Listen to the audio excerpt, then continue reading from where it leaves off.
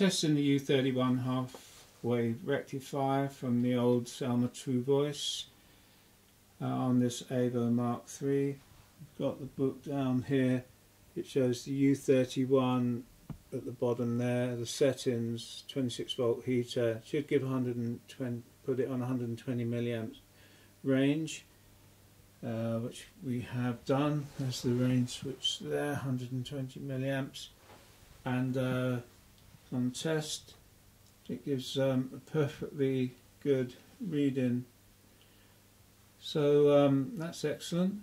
So it's one valve working after 60 years, still working just fine. Testing one of the KT33C output Tetrode valves from the TruVoice Selmer. I've set the Avo Mark III according to the book. Looking down here, KT33C, it's got all the readings, and it should give 92 milliamps, the negative grid of 7, and milliamps per volts 10. So it's a nice lively valve. So let's have a look. I'm just going to check the milliamps per volt. I just have to zero the scale and switch this, and there you go. It's nearly 12. It's 11 and a half. You set that to the center, so that's really good. Now let's just check the milliamp draw. So I turn this scale back to maximum, turn these down, and you check your current draw. It's about 85 milliamps, so that valve is still working really nicely. Let's check the other one.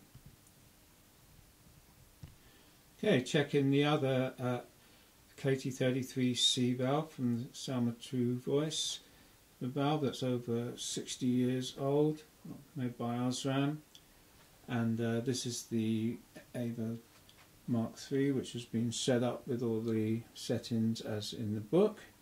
You've got the negative 7 volts on the grid, 175 volts on the screen, and the anode and the correct heater voltages.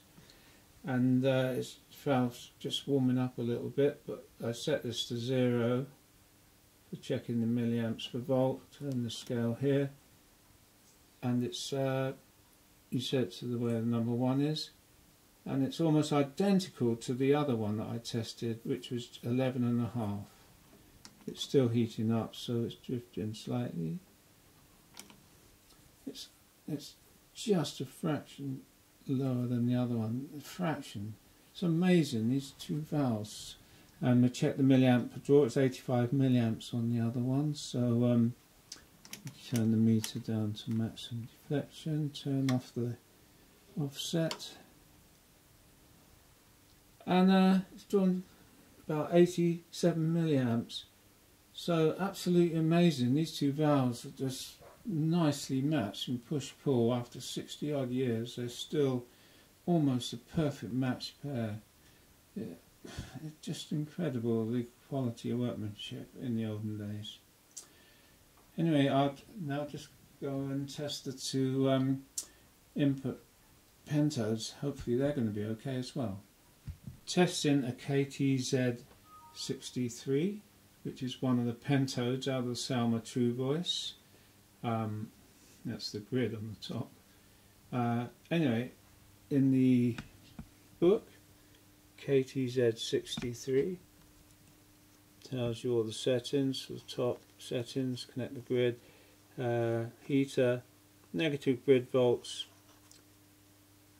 3, anode volts, screen, and it should give 2 milliamps and the gain of 1.23 milliamps per volt. So on here we set the grid voltage to 3, just there, and then all the other settings are correct. On the 10 milliamp per scale, it's giving nearly 4 milliamps, which is a lot more than it said. Said it should only give the 2 milliamps. This meter, old Ava tester, might need a little bit of calibration, but that's a good result. If the other one is very similar, it'd be great. You know, you can test the milliamps per volt by just reduce this to 0 and switch this, and that needle should be in the centre at 1, and you read off the scale, the outer scale.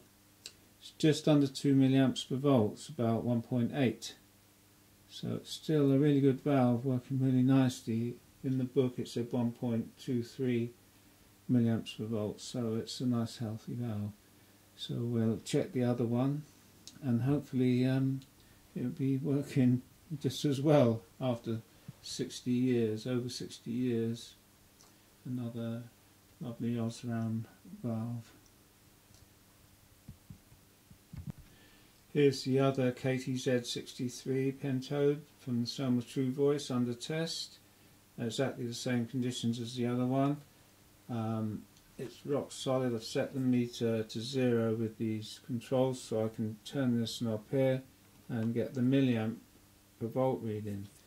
The other one was 1.8, this one's very slightly lower at about 1.5, and now we can just measure the current. The other one was about 4 milliamps, so we'll move this to scale 10, turn these back to 0, and it's just under 4 milliamps.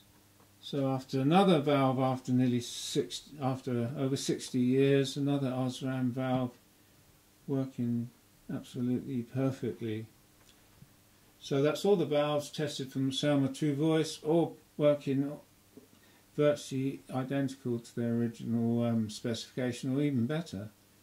So absolutely incredible. I haven't got to buy any new valves, so I'll be putting them back in and continuing with the restoration of the Selmer TruVoice.